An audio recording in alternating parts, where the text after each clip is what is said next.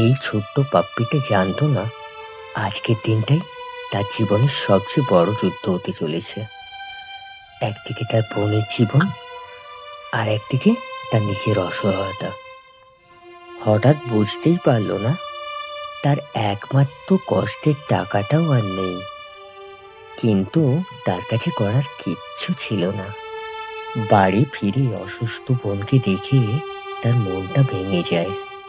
আর ঠিক তখনই শুরু হয় এক নতুন জীবনের অধ্যায়। কোনো রকমে একটা কাজের ব্যবস্থা হয়। হাত কাঁপছে, শরীর ব্যথায় ভেঙে পড়ছে, তবু সে থামছে না, কারণ এই পরিশ্রমের বিনিময়ে তার অসুস্থ বোনকে বাঁচাতে চায়। দিনের শেষে অল্প কিছু টাকা পেল, কিন্তু মনটা ভরা সাহসে। ছোট্ট পাপ্পিটা এক মুহূর্ত দেরি করলো না তার নিজের বোনের জন্য ওষুধ কিনতে।